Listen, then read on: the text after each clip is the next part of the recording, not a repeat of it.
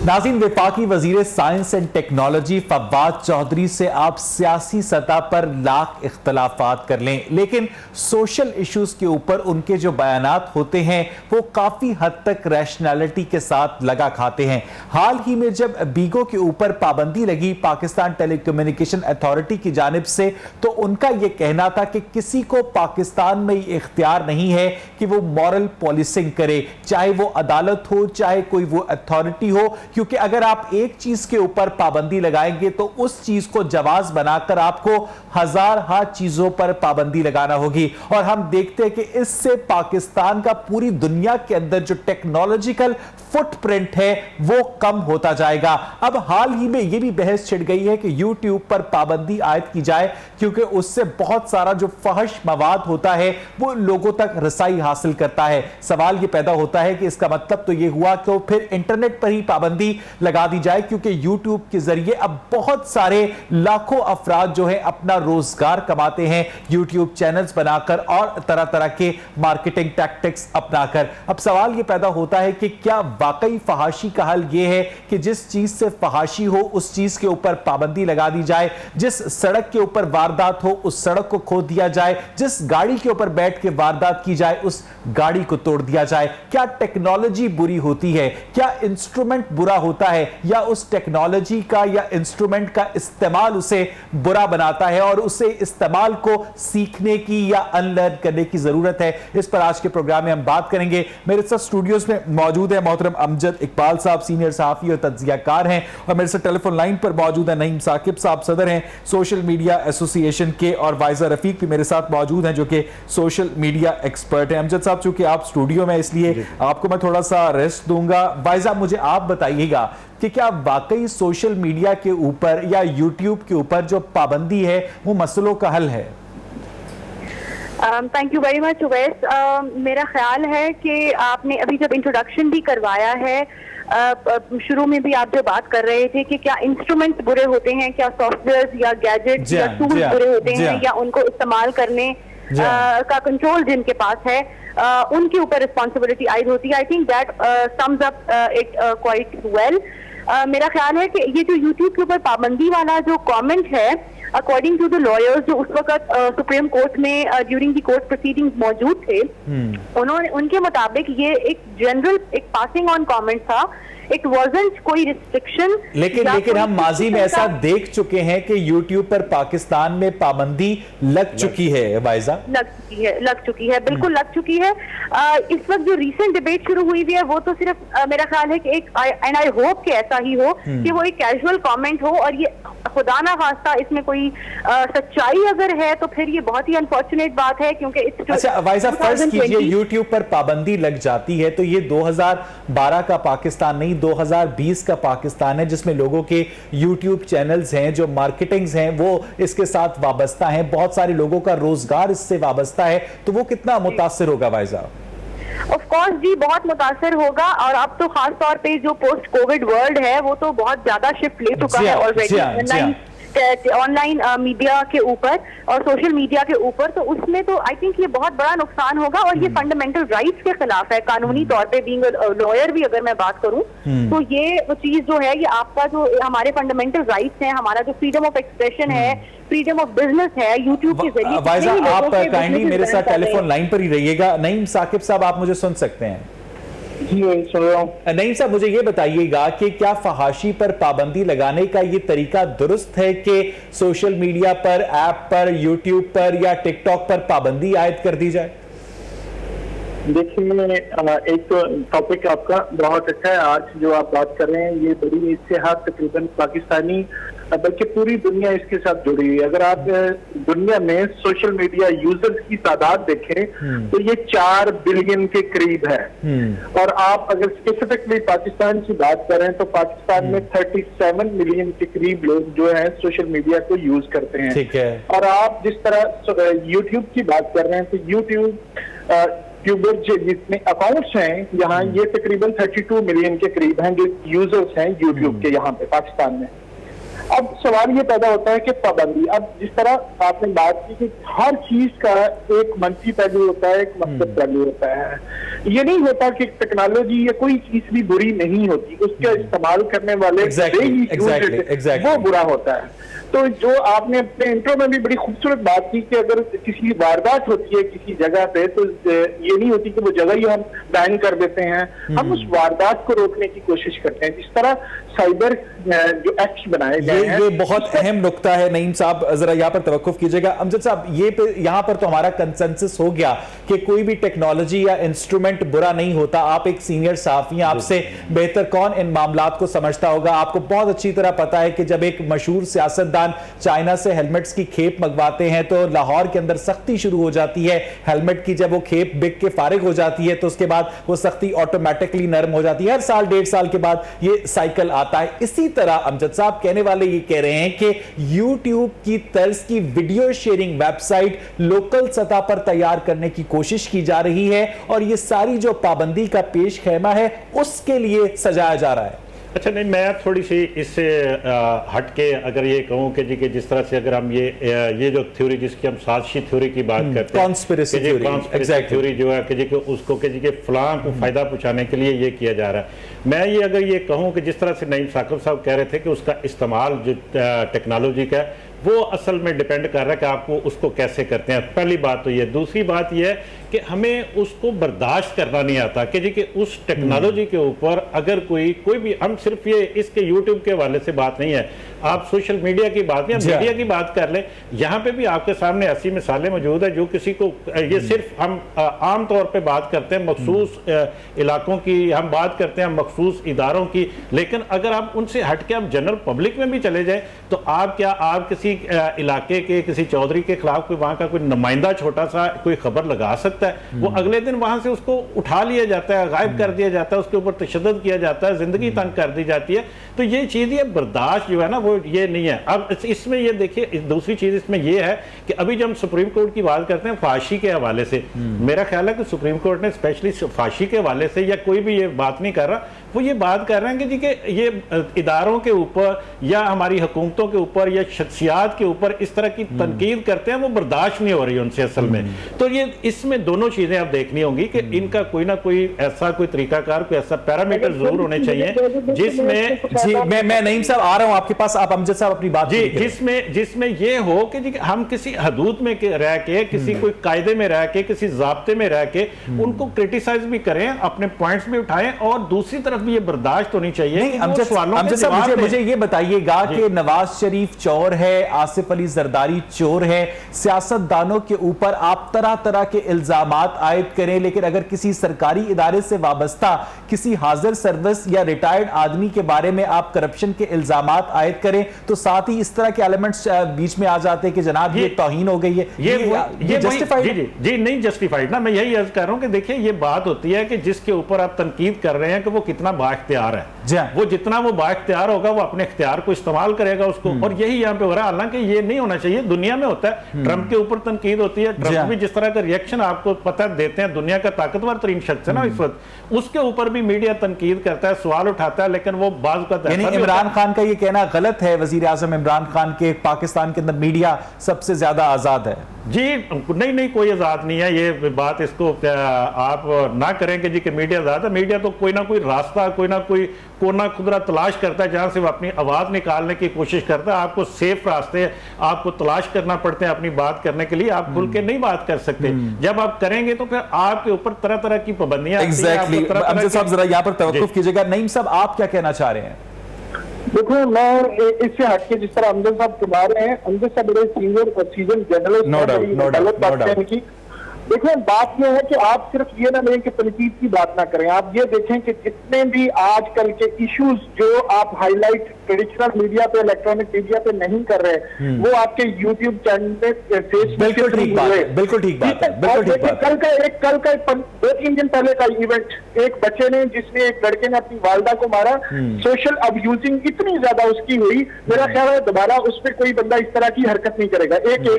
एक पहलू ये देख लें आप, और दूसरा पहलू ये देखें कि पहले ताकत के नशे में लोग जाते थे, हॉस्पिटल्स में जाते थे और लोग थानों में जाते थे, अपनी ताकत दिखाते थे। अब सोशल मीडिया की वजह से वो इस तरह की हरकतें नहीं कर पा रहे हैं। आप बड़े बड़े केसेस देख लें जिनका आगाज सोशल मीडिया से हुआ। आप सिर्फ एक पहलू को ना देखें कि इसको बंद करने देना चाहिए, ये तनकीद करते हैं, ये देखें इसमें तमीमी पहलू कितने हैं, ये भी तो देखें ना।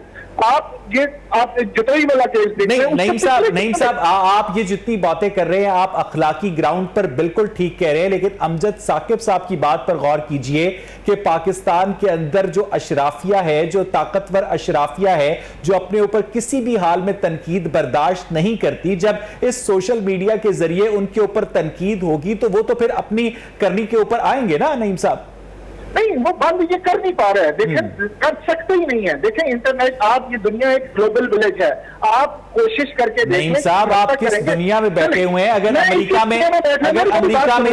में 100 वेबसाइट्स खुलती है ना, तो पाकिस्तान के अंदर 33 वेबसाइट्स खुलती हैं। 67 websites Pakistan telecommunication authority already block कर चुकी है। बिल्कुल ऐसे नहीं, वो आपकी बात बिल्कुल ठीक है, बंद कर चुकी है। लेकिन आप एक बात मेरी सुने, ये तनकीद का जिस तरह आप ये कह रहे हैं कि तनकीद करेंगे तो बंद, क्या इनके बंद करने से तनकीद रुक जाएगी?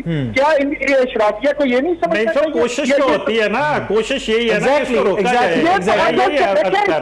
और रहमानी मामला अव्वल से चलते आ रहे हैं, ये तो होना ही है। आप एक को बंद करेंगे 10 खड़े हो जाएंगे, ये कोई मसले का हल नहीं है। हम यहाँ पे जो बात कर रहे हैं ना, जी बिल्कुल सही। अच्छा नईम साहब जरा यहाँ पर तवक्कुफ कीजिएगा। मुझे बहुत खुशी है कि आज मेरे तीनों गेस्ट बहुत कॉम्पिटेंट हैं। वाइजा, आप चूंकि सोशल मीडिया एक्सपर्ट भी हैं, आप एक लॉयर भी हैं, आप क्या समझती हैं कि पाकिस्तान का जो कॉन्टेक्स्ट है उसे जहन में रखते हुए क्या फहाशी की मुत्तफिक अलग डेफिनेशन मुमकिन है कि इस डेफिनेशन की रूह से हम कंटेंट को सेंसर कर सकें? देखिए, ये एक बहुत ही इंपॉर्टेंट सवाल है जो आपने किया है। लीगली स्पीकिंग, सबसे पहले तो हमें ये डिफाइन करने की जरूरत है कि हम फहाशी है क्या है क्या। अब आप देखिए कि हमारी सोसाइटी में डाइवर्सिटी इतनी ज्यादा है मुआशरे में कि यहाँ पे एक सर्टेन तबके के लोगों के नजदीक तो मेरा आपसे बात करना भी फहाशी है। एग्जैक्टली, लेकिन कुछ लोगों के मुताबिक वो एक सर्टेन लिमिट है, जहां तक फहाशी है उससे आगे है तो वो मजीद उसकी मुख्तलिफ डेफिनेशन हैं। तो जिस डाइवर्सिटी से हम लोग यहाँ पे एग्जिस्ट करते हैं, इसमें फहाशी की पहले एक कॉमन डेफिनेशन पर रीच करना सबसे पहला बुनियादी मसला है, और वो करने के बाद फिर देखा जा सकता है कि अच्छा ये अगर फहाशी है तो इसको रेगुलेट या कंट्रोल किस तरह से करना है। यूट्यूब की जहां तक बैन होने की बात है, मैं इसके कंप्लीट बैन के बिल्कुल खिलाफ हूं और मैं इससे बिल्कुल डिसएग्री करती हूं, क्योंकि ये कहीं से भी ये ग्लोबल विलेज है, हमने दुनिया के साथ कनेक्टेड रहना है। आप अपने लोगों को एजुकेट क्यों नहीं करते कि वो इसको तरीके से इस्तेमाल करें, कंस्ट्रक्टिव पहलू? नहीं, कौन एजुकेट करेगा? कौन एजुकेट करेगा? हमारे स्कूल्स, कॉलेजेस, यूनिवर्सिटीज। आप जिस वेबसाइट से, जिस एप्लीकेशन से लोगों को मना करेंगे, उनकी नेचुरल क्यूरियोसिटी बढ़ेगी कि अच्छा भले जाकर देखें तो सही इसमें है क्या। ट्रू, that's so true, बिल्कुल ऐसा ही है। एक तो आउट ऑफ क्यूरियोसिटी भी वो उसको ज्यादा देखते हैं, और दूसरी बात ये है कि एजुकेशन भी तो अब काफी हद तक सोशल मीडिया पर ही शिफ्ट हो गई है ना। अब कोविड में आपने पूरे 3 महीने 4 महीने क्या किया है? सोशल मीडिया के थ्रू ही आपने जो थोड़े बहुत सिस्टम चलाए हैं वो मीडिया के ही थ्रू चलाए हैं। बहुत से बिजनेसेस उसमें शिफ्ट हुए हैं। यूट्यूब पे कितने ही लोग नए चैनल। हम ये जो दुनिया के अंदर टोटलिटेरियन रेजिम्स जिनको कहा जाता है, जिनमें चाइना एक एग्जाम्पल है, जिनमें नॉर्थ कोरिया एक एग्जाम्पल है, जिनमें सऊदी अरेबिया एक एग्जाम्पल है, वहां पर इंटरनेट ट्रैफिकिंग और सोशल मीडिया एप्स को जिस तरह से सेंसर किया जाता है, आप समझती हैं कि पाकिस्तान एक डेमोक्रेटिक मॉडल से एक ऑटोक्रेटिक मॉडल की तरफ शिफ्ट कर रहा है और लोग रेजिस्टेंस भी नहीं दे रहे? देखिए, शिफ्ट तो बहुत सी और चीजों में भी मैनिफेस्टेड है कि वो आ रहा है, और कंट्रोल और जो गिरफ्त वो बढ़ती जा रही है। ये तो चीज हमें बहुत सी और डिसीजन से, पॉलिसी से विजिबल हो रही है। लेकिन क्या हमारी सोसाइटी उसके लिए हमारी सोसाइटी में, हमारे इस मुल्क में, इस खिते में वो चीज सूट करती है या नहीं करती, या वो जरूरी है या नहीं जरूरी, या वो चल सकती है या नहीं चल सकती, ये एक अलग डिबेट है। लोगों में क्योंकि अवेयरनेस नहीं है, लोगों में सवाल करने की इतनी एबिलिटी नहीं है या समझ नहीं है, और जो सवाल करते हैं उनको चुप करवा दिया जाता है। भाई साहब, लोगों में अवेयरनेस नहीं है या लोगों को जानबूझ के अवेयरनेस से महरूम रखा गया है? आप बाज दफा रोक कर किसी रिक्शे वाले से या किसी मोची से या किसी तांगे वाले से या दूध फरोश से पाकिस्तान के करंट पॉलिटिकल सिनेरियो के ऊपर बात करें तो वो आपको ऐसा साइब तज्जिया देगा कि बड़े बड़े तज्जियाकार भी वैसा तज्जिया नहीं दे पाएंगे। देखिए, वो डिपेंड करता है कि आप उनको इंफॉर्मेशन दे क्या रहे हैं, सिलेक्टेड नैरेटिव और क्या डिस्कोर्स आप उनको प्रोवाइड कर रहे हैं। जो उनको बताया जा रहा है, सेम जैसे हमारी टेक्स्ट बुक्स में जो चीज पढ़ाई जाती है, जो नैरेटिव उनको फीड किया जा रहा है, वो उस नैरेटिव पर तो ठीक है। अच्छा भाई साहब, एक मिनट रुकिएगा, मैं वापस आपके पास आऊंगा। अमजद इकबाल साहब, आपने बड़ी खूबसूरत बात की कि ताकतवर अशराफिया को इन सिंपल वर्ड्स अपने ऊपर तनकीद कबूल नहीं है। मजे की बात यह है कि इमरान खान साहब जब तक वजीर आजम नहीं बने थे तो उनकी सोशल मीडिया पर बहुत सारी ऐसी वीडियोस हैं जो खुद अब साइबर क्राइम के अंदर आती हैं, जिनके अंदर इदारों के ऊपर तनकीद है। तो इसका मतलब यह है कि ये तो ना उगली जा सकती है ना निगली जा सकती है कि अगर आप इस साइबर क्राइम लॉ का इतलाक करेंगे या किसी को गिरफ्तार करेंगे तो उस पर तो खुद सबसे पहले इमरान खान साहब आएंगे। जी बिल्कुल, आप दुरुस्त फरमा रहे हैं। देखिए, यही असल में हमारा रवैया है जो बहुत सी खराबियों का बायस बनता है कि जब हमें जरूरत होती है हम उसको इस्तेमाल करना चाहते हैं, उस इख्तियार को, और समझते हैं कि जो रोकने वाला वो ज्यादती कर रहा है। लेकिन जब हम उस पोजीशन पे आते हैं तो हम फिर वही रवैया हमारा दोबारा हो जाता है कि अब हमारे ऊपर कोई तनकीद ना करे। अभी आपने 3 मुल्कों का जिक्र किया, मैं उनमें से 2 मुल्क तो मैं कहता हूं कि आहिस्ता आहिस्ता वो ऑटोक्रेसी को छोड़ रहे हैं, डेमोक्रेसी की तरफ आ रहे हैं।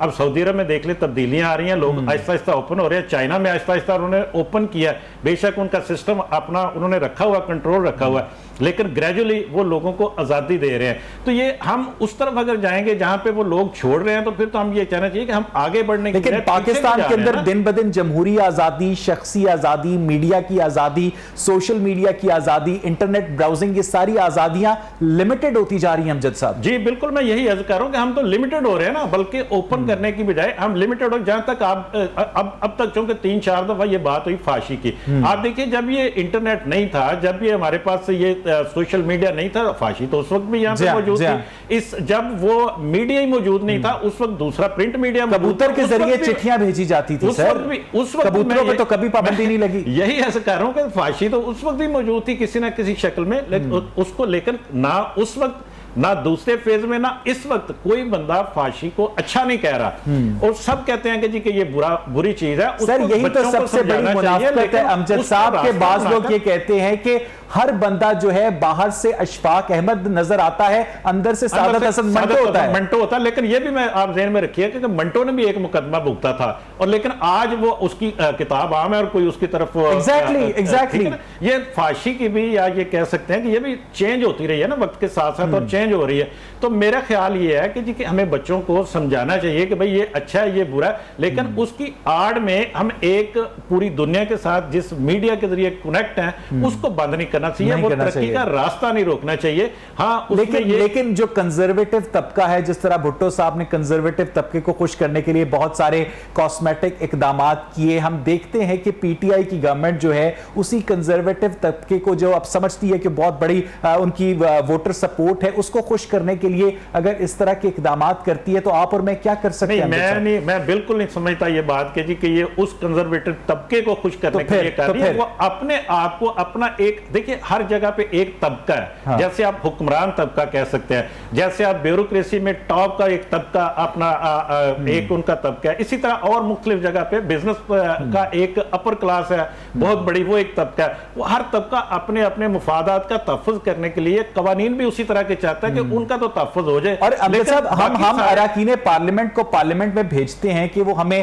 पानी देंगे, बिजली देंगे, गैस देंगे, हमें अच्छे अस्पताल देंगे, हमें इंफ्रास्ट्रक्चर देंगे, मुल्क की तरक्की के लिए काम करेंगे, और वहां जाकर वो करारदाद पेश करते हैं कि दाढ़ी की डिजाइनिंग नहीं हो सकती। ये बात ये दोरत में आ रहा है ना, मैं यही तो अर्ज कर रहा हूं। देखिए बात ये, अगर तबका नहीं है कोई ना, तो वो गरीब तबका नहीं है उसकी कहीं, क्योंकि उसके पास इख्तियार नहीं है। आम आदमी कोई तबका नहीं है, आम आदमी के पास इख्तियार नहीं है अपनी बात मनवाने का। जो अब पार्लियामेंट में बैठे हैं उनके पास इख्तियार है, वो कानून साजी कर सकते हैं। उन्होंने कानून साजी सिर्फ वो करनी है जिसमें उनके उस तबके का, जो हुक्मरान तबका जिसको आप कहते हैं, उसके मुफादात का तहफ़्फ़ुज़ होता हो। अभी हम जो बात कर रहे हैं, देखिए उसमें एक बाइख्तियार तबका भी है, ठीक है, बाख्तियार तबका वो करेगा जिसमें उनके ऊपर तनकीद का रास्ता बंद होता हो, चाहे उसके लिए यूट्यूब बंद करना पड़े, चाहे उसके लिए फेसबुक बंद करना पड़े, चाहे उसके लिए सारा सोशल मीडिया बंद करना पड़े। अभी देखिए बात यह है कि जो सुप्रीम कोर्ट में बात हुई, चीफ जस्टिस साहब ने नाम लेके 3 इदारों का कहा कि जी कि इनके और इनके ऊपर ये तनकीद इस तरह से की जाती है कि जो नहीं होनी चाहिए। मतलब भाई बात यह है कि अगर तो वो चीफ जस्टिस साहब ने बजा फरमाया कि किसी तबके को, किसी या इदारे को हमें इस तरह से नहीं करना चाहिए, तनकीद का निशाना नहीं बनाना चाहिए कि उसकी साख खराब होती हो, लेकिन अगर कोई सवाल उठाता है तो उस सवाल का जवाब देना चाहिए, ना कि उसको बंद कर दें आप। उसका जवाब, उस सवाल का जवाब आना चाहिए कि आपका ये सवाल जो उठाया जा रहा है इसके ऊपर ये ठीक नहीं है, हकीकत ये है। हम उस हकीकत को बयान करने की बजाय, आपको क्या खुदा ना खास्ता डॉक्टर ने जवाब दे दिया है जी जी कि आप इतने ज्यादा बेखौफ हो गए हैं? नहीं, चले मैं आपके पास वापस आता हूं। मैं सिर्फ ये कह रहा हूं कि सवालात का जवाब देना चाहिए, ना कि उस जरिए को। खूबसूरत बात की। I have all the support with you. Naeem Saqib साहब, ये सारी गुफ्तगू आपने भी सुनी, वाइजा भी जो बात कर रही थी कि लोगों को एंगेज करने की जरूरत है। आप समझते हैं कि लोग अब जितने बाशऊर हो चुके हैं सोशल मीडिया की वजह से, अब उस प्रोसेस को रिवर्स करना इदारों के लिए बहुत ज्यादा मुश्किल होता जा रहा है दिन ब दिन? ये तो मैं इसका जवाब मैं देता हूँ। पहले तो जो आपने सारी गुफ्तगू की उसमें पहले तो एक शेर सुनाऊंगा कि हमको उनसे वफा की है उम्मीद जो नहीं जानते वफा क्या है। आप कर रहे हैं कि तालीम किसने देनी है, तरबियत किसने करनी है, अखलाकियात किसने सिखानी है, बताना किसने है, समझाना किसने है।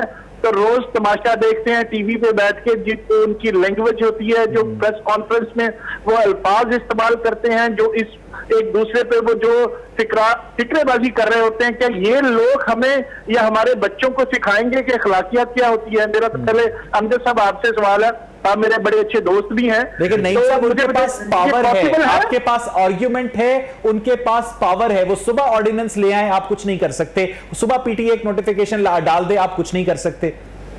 सर पावर किसके पास पावर है? ये जो कठपुतलियां बैठी हुई इनके पास पावर की बात कर रहे हैं। पावर आप और मेरे पास है, लेकिन जो हमें इस्तेमाल करनी नहीं आती, जो हम कर नहीं पाते हैं। जहां ये मामला होते हैं वहां अफराद सोचते हैं भाईजान, और हम एज ए फर्द, एज ए माशरा नहीं सोचते। हमारा प्रॉब्लम ये है, हम दूसरों पे तनकीद करते हैं कि उसने हमारे लिए कुछ नहीं किया, इसने हमारे लिए कुछ नहीं किया। ये प्रॉब्लम हमारा है अंदर। जब तक हम खुद नहीं सोचेंगे कुछ भी नहीं होगा। ऐसे ही होगा, हम रेवड़ बकरियों की तरह ना, बकरियों के रेवड़ की तरह हम हाँकते लोग आएंगे, हमें हाँकते जाएंगे। बात बिल्कुल ठीक है, लेकिन एक आम आदमी ये सोचता है 9 to 5 जॉब करने वाला कि मुझे अपनी बेटी की शादी करनी है, मुझे अपने बेटे को अच्छी यूनिवर्सिटी में पढ़ाना है, मुझे क्या जरूरत है कि मैं इस्लामाबाद वालों पे तनकीद करता फिरूं कि वो किस तरह से इक्तदार में आए हैं, कौन से गलत मेथड्स उन्होंने इस्तेमाल किए हैं। मुझे अपनी फैमिली को प्रोटेक्ट करना है। ये जो इंडिविजुअलिज्म है, आप समझ सकते हैं कि नेशनलिज्म इसको रिप्लेस कर सकता है? मैं आपको एक बात बताऊं कि जब कौमें बनती है ना, जब अपनी जात से बाहर निकलकर आप कुर्बानी मांग रहे हैं नईम साहब, आप कुर्बानी मांग रहे हैं। एक सेकंड सर, कुर्बानियां देनी पड़ती हैं। कुर्बानियां जब तक नहीं देंगे तो इनकलाब भी नहीं आते, मुल्क नहीं बनते, कौमें भी नहीं बनती। यानी आप चाहते हैं कि आप सुबह कहीं जा रहे हो, आपको चलते चलते कोई गाड़ी टक्कर मार जाए? जी जी, नहीं आप यही चाहते हैं ना? नहीं, अल्हम्दुलिल्लाह नहीं टक्कर मारेगी इंशाल्लाह, ऐसी कोई बात नहीं है। मैं उस तरह की कुर्बानी ऐसा होता है नईम साहब, ऐसा होता है। मैं आप जैसे कई नईम साकिब आपको उंगलियों पे गिनवा सकता हूं जो आप बोलने के काबिल नहीं। जो आप बात कर रहे हैं वो मैं भी समझ रहा हूं, लेकिन मैं ये कह रहा हूं कि जब तक आप इसीलिए आप ये जो बात कर रहे हैं ना कि आपको टक्कर से आप डर रहे हैं, कितनी टक्करें लग जाएंगी मुझे बताए ना, कितनी टक्करें होंगी? सर मेरा काम तो एक टक्कर में हो जाएगा, उसके बाद इस दुनिया में क्या होता है मुझे उससे कोई गर्ज नहीं। सर यही तो मसला है ना, आपको अपनी जिंदगी का क्यों सोचते हैं? आप आने वाली जिंदगी का क्यों नहीं सोचते? जो आपसे पिछली अगली जो इसमें आपके बाद में आना है उस कौम का क्यों नहीं सोचते? उस नजर का क्यों नहीं सोचते? जो जब आप ये सोचना शुरू करते हैं, आप मुझे 10 लाख रुपए उधार दे सकते हैं इस शर्त पर कि मैं आपको आने वाली जिंदगी में वापस कर दूंगा? आपको जी, आप अगर नहीं दे सकते सर, नहीं दे सकते। मुझे नाज़रीन एक ब्रेक लेनी है, मैं वापस आऊंगा और नाज़रीन जब हम ब्रेक से वापस आएंगे तो हम इस डिस्कशन का सिलसिला आगे बढ़ाएंगे कि क्या वाकई इंटरनेट को और सोशल मीडिया को रेगुलेट करना और आजादी इजहार को कंट्रोल करना 21वीं सदी में मुमकिन है। इस पर बात करेंगे एक ब्रेक के बाद। Stay with us.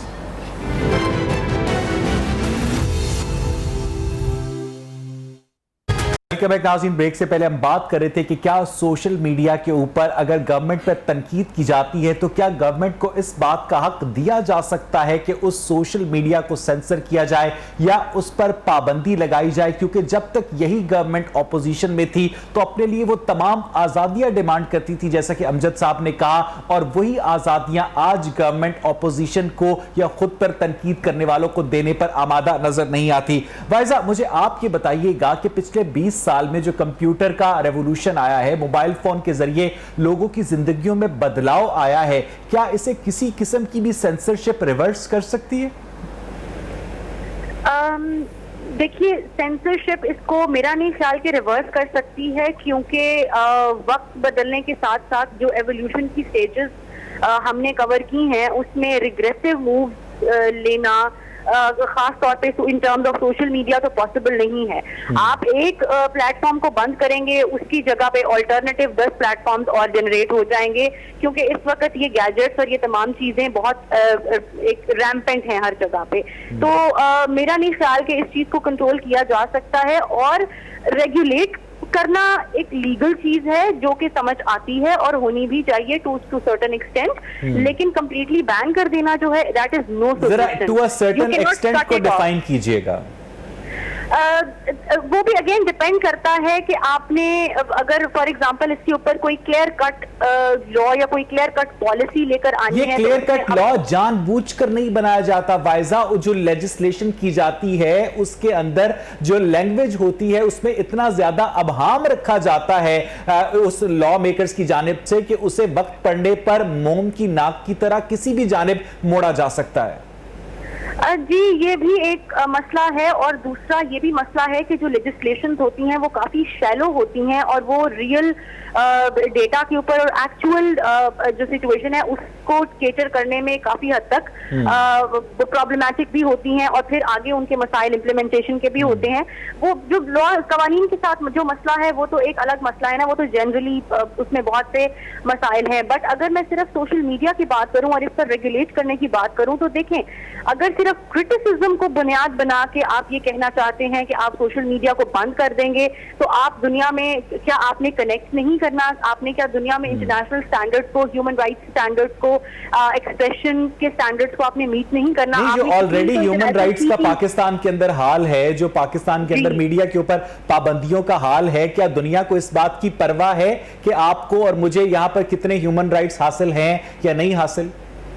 देखिए, परवाह आपकी इस तरह से कोई भी नहीं करेगा unless and until you are awake yourself. आपको कोई भी इंटरनेशनल एजेंसी या कोई भी इंटरनेशनल बॉडी आके प्लेटर में तो कुछ प्रेजेंट नहीं करेगी। इंटरनेशनल एजेंसियां तो ऐसी रजीम्स को पसंद करती हैं, खासतौर पर थर्ड वर्ल्ड में, जहां पर वन मैन अथॉरिटी हो, ऑटोक्रेटिक रजीम हो, एक फोन कॉल के ऊपर अगले लेट जाएं, फैसले कर लें। देखिए, ये फिर जो है ना, this is game of interest. ये तो फिर exactly. के अपने इंटरेस्ट हैं, किसी बहुत से कॉजेस के पीछे भी अपने इंटरेस्ट हैं, और हर कोई अपने इंटरेस्ट को ही सेफगार्ड कर रहा है। वो एक अलग डिबेट है, अगर हम उसमें जाएंगे तो फिर तो हम सब अपने अपने इंटरेस्ट के लिए फाइट कर रहे हैं और उसके लिए हम ट्राई कर रहे हैं, लेकिन क्या वो इंटरेस्ट हम एट द कॉस्ट ऑफ दूसरों ये बड़ी अहम बात है कि सोशल मीडिया पर पाबंदी जो है उसके अंदर जितनी भी इंटरनेशनल एजेंसीज या अमजद साहब ममालिक हैं वो अपना वेस्टर्न इंटरेस्ट देखते हैं। जब अमरीकी फौजी इराक जाते हैं तो लेने बेशक वो तेल जाते हैं, मगर ऐलान ये करते हैं कि हम डेमोक्रेसी रिस्टोर करने आए हैं, लेकिन वो डेमोक्रेसी रिस्टोर करने के लिए कभी कुवैत का रुख नहीं करते, कतर का रुख नहीं करते, सऊदी अरब का रुख नहीं करते, ब्रुनाई दारुल सलाम का रुख नहीं करते। तो इस बात की तवक्को रखना कि आलमी बरादरी पाकिस्तान के अंदर सोशल मीडिया रिस्ट्रिक्शंस पर किसी किस्म का नोटिस लेगी, फजूल बात है ना अमजद साहब? नहीं, देखिए बात यह है कि जो सोशल मीडिया के ऊपर जो पाबंदियां लग रही है उनका आलमी बरादरी को क्या जरूरत है कि जी कि वो नोटिस लेती फिर यहाँ पे, क्योंकि उनका तो बिजनेस है, वो जो उनका तो बिजनेस है, उनका बिजनेस है ना जी। वो इस हवाले से कह सकते हैं आपके जी कि वो उसको तकलीफ होगी कि यहाँ पे अगर ये पाबंदियां लगती हैं तो उनका बिजनेस कुछ वो कंपनियों की हद तक। लेकिन जब हम बात करते हैं हुकूमतों की, जब हम बात करते हैं कि अपने मुल्क की हुकूमत की या दूसरी हुकूमत, तो उनको इतना ज्यादा इसके ऊपर कोई इंटरेस्ट नहीं है, उनके अगर मुफादात का यहाँ पे दीगर मामलात में तहफ़्फ़ुज़ होता है तो उनको जैसे। और एक छोटी सी मिसाल अमजद साहब आप यहाँ पर लीजिएगा कि एडवर्ड स्नोडेन ने हुकूमतों की मालूमात लोगों तक दी, आज वो अपनी जमानतें मंजूर करवाता फिर रहा है, और मार्क जुकरबर्ग ने लोगों की मालूमात हुकूमतों को दी, आजाद घूम रहा है। मैं यही अर्ज करना चाहता था। असल में देखिए बात यह है कि दुनिया में चाहे वो अमेरिका है, चाहे बरतानिया है, चाहे ऑस्ट्रेलिया है, या जहां पे भी है, जब शुरू में बात हुई थी तो मैंने ये अर्ज किया था कि कुछ थोड़ी सी हमें भी थोड़ा सा ये ख्याल करना चाहिए जब हम बोलने लगते हैं तो हम कहते हैं कि हमें तमाम आज़ादियां हासिल है और जिसको मर्जी जो मर्जी कह दें। मेरा ख्याल है कि ये इस तरह की जिसको आज़ादी, अगर इसका लफ्ज़ अगर बुरा ना लगे किसी को, मैं ये कहूँ कि मादर पिदर आज़ादी अगर हम चाहते हैं तो वो नहीं होनी चाहिए, लेकिन एक खास हद तक जिसका आप जैसे क्लियर कट, जैसे आपने कहा कि कोई कवानीन बन जाए कि हम यहां तक बात कर सकते हैं, यहां से आगे हमारा मुल्की मुफाद जिसका हम लफ्ज़ इस्तेमाल करते हैं। अमजद साहब, जब इमरान खान साहब कंटेनर पर ये जुमला इस्तेमाल किया करते थे कि नवाज शरीफ चोर है, तो उस पर कोई कार्रवाई नहीं होती थी। बुरे वाला मेरे शख्स के ऊपर FIR काटी गई ये कहने पर कि इमरान खान चोर है। जी मैं यही अर्ज कर रहा हूं कि देखिए बात यह है कि जी कि ये चीजें तो ये क्लियर कट हो जाए ना कि जी कि अगर किसी को खामखा चोर कहेंगे तो आपके ऊपर ये कज़फ लग सकती है, आपके ऊपर इसका उल्टा पर्चा हो सकता है कि आप झूठा इल्जाम किसी के ऊपर, हमारे कानून में मौजूद है ये बात कि अगर आप किसी के ऊपर कोई मुकदमा जाली करवाते हैं तो आपको झूठा साबित होता है तो आपके ऊपर भी मुकदमा हो सकता है। तो उसको लॉ के ऊपर इंप्लीमेंट जिसकी हम बात करते हैं वो उसको जरा थोड़ा सा ख्याल करना चाहिए। ठीक है अमजद साहब, जरा यहां पर तवक्कुफ कीजिएगा। अलमास अली मेरे साथ टेलीफोन लाइन पर मौजूद है, सदर है साइबर लीगल आर्म के। अलमास साहब बहुत बहुत शुक्रिया आपके वक्त के लिए। हम देख रहे हैं कि हुकूमत फ्रीक्वेंटली सोशल मीडिया एप्स पर पाबंदी लगा रही है, उन्हें रेगुलेट कर रही है, हुकूमत का दिन ब दिन बर्दाश्त का मादा कम होता जा रहा है, ये सब दुरुस्त है अलमास साहब? नहीं, ये बिल्कुल दुरुस्त नहीं है। हुकूमत का बर्दाश्त का मादा जो है वो तो अपनी जगह पे पता नहीं कहां पे है, लेकिन साइबर क्राइम बहुत बढ़ रहे हैं। गवर्नमेंट को एक्ट करने की जरूरत है। अभी एक स्टेटमेंट हमें सुप्रीम कोर्ट से एक ऑनरेबल जज साहब की तरफ से आई कि क्यों ना यूट्यूब को बंद कर दिया जाए, लेकिन बात यह है कि जब लॉज बनती हैं और पूरी दुनिया में साइबर लॉज को या सोशल मीडिया में जहां पे आप कोई बात कहते हैं, दो चीजें हैं जिसको ज़हन में रखना चाहिए। एक ये है कि फ्रीडम ऑफ स्पीच है जिसकी गारंटी दी जाती है, लेकिन फ्रीडम ऑफ स्पीच का मतलब ये नहीं कि आप लोगों की बेइज्जती करें, उसको उनको उनकी जो जिसे कहा जाता है कि उनकी इज्जत उछालें। नहीं अलमास अली साहब, ये बहुत एक एब्स्ट्रैक्ट स्टेटमेंट है कि फ्रीडम ऑफ स्पीच का मतलब ये नहीं कि आप लोगों की बेइज्जती करें। अगर कंटेनर पर चढ़कर इमरान खान साहब उस वक्त के वजीर आजम नवाज शरीफ को ये कहे कि नवाज शरीफ साहब चोर हैं, तो ये फ्रीडम ऑफ स्पीच है या इंसल्ट है? मैं इसी तरफ आ रहा था कि जो crime against dignity of a natural person उसको बड़ा क्लैरिटी के साथ डिफाइन किया गया है। वो प्राइम मिनिस्टर इमरान खान आपका हो या तब का इमरान खान हो या नवाज शरीफ हो, जब भी आप किसी को ह्यूमिलेट करते हैं, उसको डिग्रेड करने की कोशिश करते हैं, उसके बारे में डेरोगेटरी अल्फाज कहते हैं, तो कानून ये कहता है कि आप क्राइम कर रहे हैं। अब हमारा जो prevention of electronic crime act है, अगर आप मुझे इसकी इजाजत दें तो मैं बताऊं कि बहुत क्लैरिटी के साथ कि जब आप किसी शख्सियत के बारे में सोशल मीडिया पे कोई ऐसी बात कहते हैं जिसको आप प्रूव नहीं कर पाते, जिसके पीछे कोई कानूनी नहीं, अगर एक शख्स ये कहता है अलमास साहब, मुझे बड़ी खुशी है कि आप बड़ी क्लियरली गुफ्तगू कर रहे हैं कि ज़ियाउल हक ने पाकिस्तान की जो बुनियादें हैं उनमें बारूद भर दिया, पाकिस्तान के आइन को सबूताज किया, हेरोइन कल्चर को फरोग दिया, पाकिस्तान के अंदर डिक्टेटरशिप को फरोग दिया, तो क्या ये पर्सनल अटैक है? जी बिल्कुल पर्सनल अटैक है। अगर आपके पास इसका कोई एक शख्स देखें, मुझे बात अगर आप थोड़ा सा इजाजत दें, जो इलेक्टेड प्राइम मिनिस्टर है उसको टॉपल करके इक्तदार पर कब्जा कर ले और मुझे सबूत पेश करने की जरूरत है कि यह शख्स अच्छा है। देखिए बात चीजें इतनी बड़ी होती हैं और उनका लेवल इंटेलेक्चुअली जब आप बात कर रहे होते हैं वो इस लेवल पे होते हैं जहां पे आपको उन चीजों को शायद साबित करने की जरूरत नहीं होती।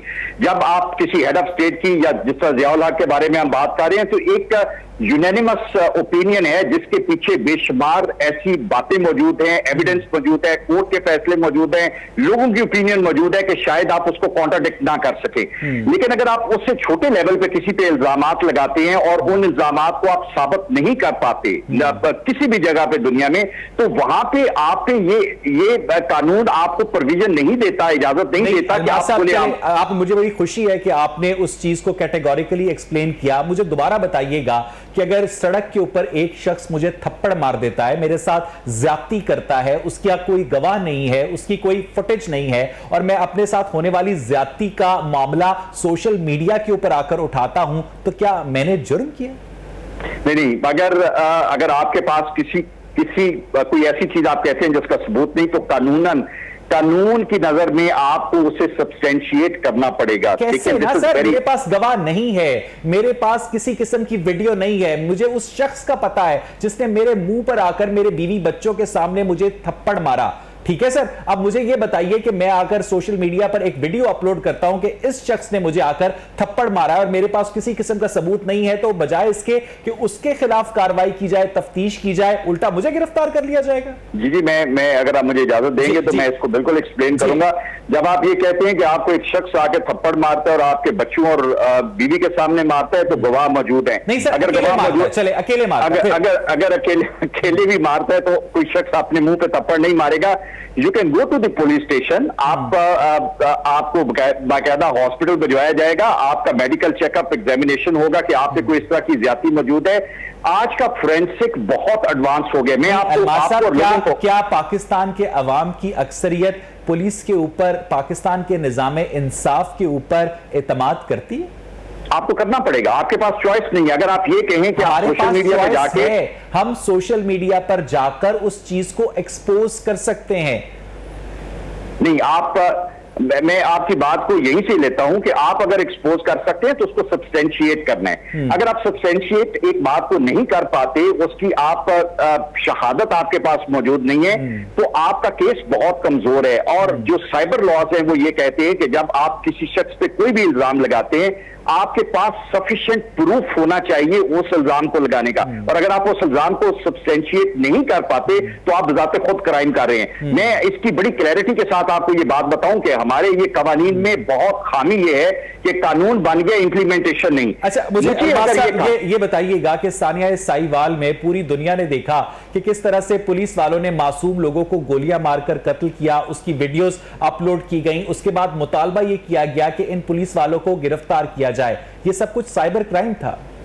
नहीं, साइबर क्राइम नहीं था। वो जो मुतालबा किया गया, वो गोलियां जो कुछ भी मौजूद थी, देखिए उसका एक सॉलिड प्रूफ है। फिर मैं आपको ये बात बताने लगा हूं कि बाज चीजें, बाज वाकयात इतने जेन्युइन होते हैं, ओरिजिनल होते हैं, उनकी बैकग्राउंड होती है कि उनको शायद आपको साबित करने की जरूरत नहीं पड़ती। अमजद साहब, आप एग्री करते हैं इस बात से? रुकिए गलबा साहब। जी अमजद साहब। जी देखिए, बात ये है कि ये जो अभी बात हो रही है ना, ये बात दुरुस्त है कि आपका वो जैसे साहिवाल वाकया का एक इवेंट था, सारी दुनिया ने देखा कि ये हुआ, वहां पे लोग मर गए, गोलियां चली, वो तो उसके ऊपर तो हम मुतालबा सारी दुनिया कर सकती है ना कि इसके जो नहीं, वो कह सकते हैं ना इदारों की तौहीन कर रहे हैं आप। नहीं, हम मुझे यहाँ पर एक इमरजेंसी ब्रेक लेनी है, प्लीज रुकिएगा अमजद साहब। नाज़रीन, ब्रेक से वापस आएंगे तो अपनी डिस्कशन का सिलसिला आगे बढ़ाएंगे। Stay with us.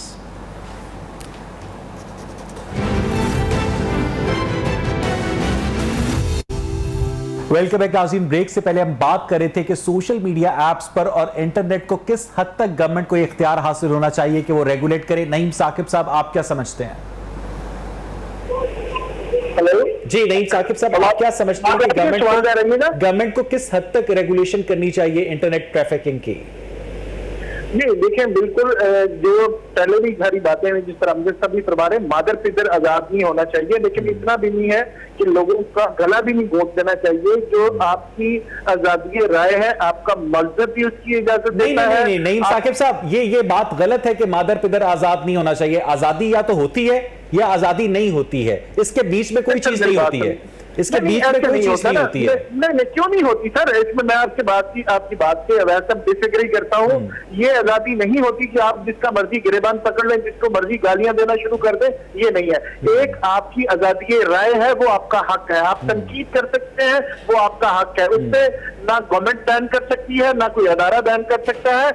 ताबीर तनकीद के बगैर मुमकिन ही नहीं होती। और जो अदारे, जो हुकूमत या जो सियासी जमातें तनकीद पर पाबंदी लगाती हैं वो कभी तामीर नहीं करती। मुझे नईम साहब ये बताइएगा कि मादर पिदर आजादी को डिफाइन कौन करेगा पाकिस्तान में? पार्लियामेंट डिफाइन करेगी, कोर्ट डिफाइन करेगी, पीटीआई डिफाइन करेगी? बिल्कुल, मेरी बात सुने। इस तरह इससे सबसे बड़ा अच्छा आपने बात की, ये जितने कवानीन बनाए जाते हैं क्या उन कवानीन पे अमल दरामद होता है, सवाल ये है। और वो जो कवानीन है वो सबके लिए एक जैसे होने चाहिए। जिस तरह आपने गुफ्तगू के दौरान बात की कि ये एक दूसरे को नवाज शरीफ चोर कहते हैं, वोट के कहते हैं जरदारी चोर है, वो कहते हैं इमरान खान चोर है, ये हेट स्पीच में नहीं आता जो साइबर क्राइम बने हुए हैं जो किसी को, तो वो उस कवानीन पे अगर ये खुद करे, यही तो लोगों के अंदर गमो गुस्सा है नईम साहब कि वो कवानीन जिनका इतलाक एक आम आदमी पर होता है उनका इतलाक प्राइम मिनिस्टर पर नहीं होता है। आम आदमी के लिए आपने सयाहती मकामात बंद किए होते हैं, प्राइम मिनिस्टर के लिए आपने नथिया गली को खोला हुआ होता है। यही प्रॉब्लम है। हमें जोर इस बात पे देना चाहिए कि कवानीन और सोशल मीडिया को बैन करने का कभी भी कोई फायदा नहीं हो सकता। ये इसको आप बैन करेंगे तो किसी और तरीके से आवाजें निकलना शुरू हो जाएंगी, उससे अनारकी फैलेगी, उससे रियासत कमजोर होगी। ठीक है, मैं आखिरी सवाल अमजद साहब आपसे ये करना चाहूंगा कि आप समझते हैं कि पीटीआई की गवर्नमेंट जब डिलीवर करने में नाकाम हो गई तो इस तरह के कॉस्मेटिक मेजर्स लेकर वो लोगों की तवज्जो रियल इश्यूज से हटाना चाहती है? मैं बिल्कुल 100% इस बात से इत्तेफाक करता हूं। और सिर्फ ये इशू नहीं है, हर रोज एक नया इशू सिर्फ इस वजह से आता है और इस वजह से शायद लाया जाता है कि असल इशू से लोगों की तवज्जो हटी रहे। मैं ये बिल्कुल, मेरी राय यही है। बहुत बहुत शुक्रिया अमजद इकबाल साहब, बहुत बहुत शुक्रिया नईम साकिब साहब, वाइजा रफीक और अलमास अली हमारे साथ मौजूद थे। नाज़रीन, आज का प्रोग्राम आपने देखा। मीडिया को रियासत का चौथा सतून कहा जाता है और सोशल मीडिया को आप पांचवा सतून कह ले, लेकिन जब इस चौथे और पांचवें सतून को रियासत गिराने की कोशिश करती है तो जो नतीजा होता है आपके सामने है। प्रोग्राम देखने के लिए शुक्रिया।